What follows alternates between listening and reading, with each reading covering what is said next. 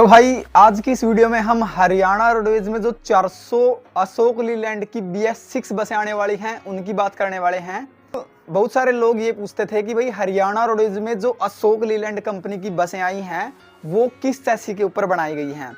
तो भाई हरियाणा रोडवेज में जो BS4 बसें जो कि 2018 में आई थी उनके बारे में तो आप सभी को पता है। उन बसों की चैसी अशोक लीलैंड के वाइकिंग 1610 पर बनाई गई थी। अगर उसके प्राइस की बात की जाए तो अशोक लीलैंड के उस वाइकिंग मॉडल की जो कीमत थी वो लगभग 27 लाख के आसपास थी। अब जो हरियाणा रोडवेज में अशोक लीलैंड की नई BS6 बसें आई हैं इनकी चैसी के बारे में बात की जाए तो भाई ये अशोक लीलैंड की वाइकिंग 2011 के नाम से एक चैसी आती है जिसके ऊपर हरियाणा रोडवेज की नई BS6 बसें बनाई गई हैं। इस बस के स्टीयरिंग की बात की जाए तो टिल्ट एंड टेलीस्कोपिक स्टीयरिंग हमें देखने को मिलता है। इसके बाद अगर सीटों की बात की जाए तो इस बात का आप सभी को पता है कि भाई हरियाणा रोडवेज में जो पहले बसें आती थी उनमें 52 सीटें आती थी, लेकिन अब जो BS6 बसें आई हैं इनमें 58 सीटें बस में हैं। और अशोक लीलैंड की इस BS6 बस का जो इंजन है वो 197 HP का है और ये लगभग 700 न्यूटन मीटर का टॉर्क जनरेट करता है। अशोक लीलैंड की इस नई बस की जो चैसी है उसमें आगे लीफ स्प्रिंग सस्पेंशन हमें देखने को मिलता है। उसके बाद अगर पिछले टायरों की बात की जाए तो पीछे वाले टायरों में एयर सस्पेंशन हमें देखने को मिलता है।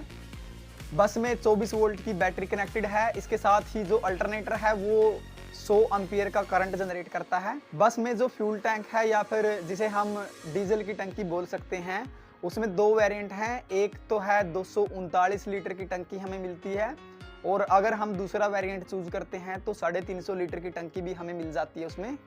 बस की चैसी का पूरा नाम वाइकिंग VK 2011.4 के 6R है पूरा नाम।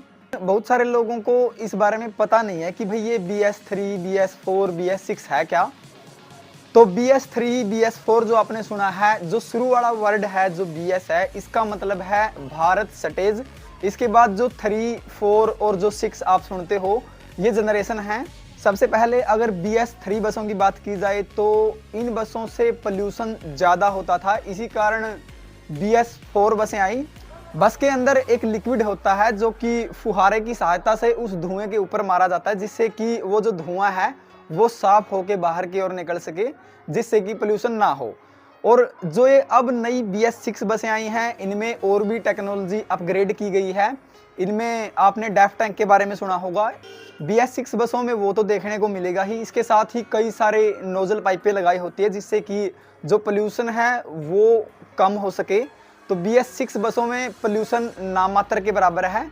तो अशोक लीलैंड की BS6 बस के बारे में थोड़ी सी बातें थी। हालांकि इस बस की पूरी स्पेसिफिकेशंस की वीडियो हम एक अलग से निकालेंगे। अगर आप हरियाणा रोडवेज की अशोक लीलैंड बस के बारे में कुछ और भी पूछना चाहते हैं तो आप ज़रूर कमेंट कर सकते हैं।